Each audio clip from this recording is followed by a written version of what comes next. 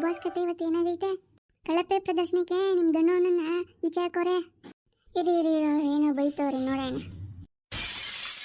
ಇದು ಆಕ್ಚುಲಿ ಚೆನ್ನಾಗಿರೋದಿದ್ದು ಇವತ್ತು ಸಿಡದೇ ಇದ್ದ ಧನರಾಜಣ್ಣ. ಓಹೋ ಎನರ್ಜಿ ಬಂದ್ಬಿಟ್ಟೈತಿವ ನಿಂಗೆ. ಹ್ಞೂ ಪಾಪ ಆ ಧನರಾಜಣ್ಣ ಎಲ್ಲಿಂದ ಮನ್ಸಿಗೆ ಬೇಜಾರು ಮಾಡ್ಕೋತಾರೆ ಅಂದ್ಬಿಟ್ಟು ಹೆಣ್ಮಕ್ಳಿಗೆ ಬೈತಾ ಇರಲಿಲ್ಲ ನೋಡ್ದಾ. ಎಷ್ಟು ಬೈದ್ರೂ ಬೈಸ್ಕೊಂಡೇ ಇರ್ತಿದ್ದ. ಇವತ್ತು ಧನರಾಜಣ್ಣ ಎದ್ದ. ಮಾತು ಮಾತು ಮಾತು ಮಾತು. ಆಟ ಆಡ್ಲಿಲ್ವಾ?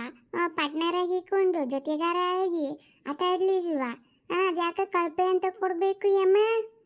ಅಯ್ಯಮ್ಮ ಅವಾಗಿಂದ ಸ್ಟಾರ್ಟಿಂಗ್ ವಾರದಿಂದನೇ ಈ ದಣಣ್ಣನ ಹೆಸ್ರನ್ನ ಇಟ್ಕೊಂಡು ನಾಮಿನೇಷನ್ಸ್ ಮಾಡ್ತಾ ಕೂತೈತಿ ಅಮ್ಮ.